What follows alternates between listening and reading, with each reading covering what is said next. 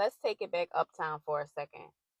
On LaSalle, a block off of Washington, right across the street from the Magnolia Project, sits the Dewdrop Inn. To some, it's just a building, but it's much more than that. The Dewdrop Inn wasn't just a nightclub. It was a place for black entertainment in New Orleans from the 1940s through the 1970s. Located on LaSalle in the heart of Central City, it was more than a music venue. It was a hotel, barbershop, and a community hub all wrapped in one. The Dewdrop Inn was a major stop on the Chitlin circuit, a network of venues across the South and beyond where black musicians, comedians, and entertainers could safely perform during segregation. These spots were vital during Jim Crow, giving artists a space to shine when they were shut out of white establishments.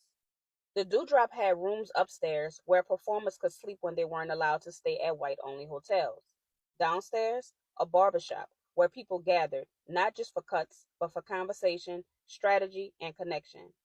The Dewdrop Inn was a community anchor during the Civil Rights Movement, a place where music met the moment and resistance had rhythm.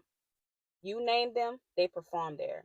Ray Charles, James Brown, Little Richard, Etta James, Alan Toussaint, even the young Irma Thomas, who got her big break at the Dewdrop. It wasn't just about music either. Legendary DJ and promoter Kato and comedians like Red Fox all left their mark on that stage. And the Dewdrop Inn wasn't alone. Spots like Mason's on South Claiborne also held it down for black performers.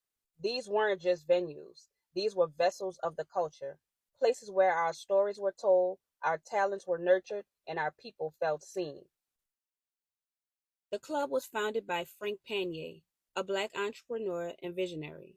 He knew what his people needed: a safe space to perform, party, and rest. He ran the Dewdrop with pride and purpose, even facing arrest for allowing white and black patrons to mix during segregation. So next time you ride down LaSalle, remember you're passing a big piece of history, a place where legends were made and music changed lives. Because places like the Dewdrop Inn weren't just about good times, they were about resilience, resistance, and rhythm.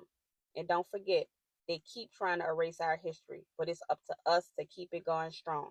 Remember to like, comment, share, and follow me for more stories that they don't put in your textbook. Peace.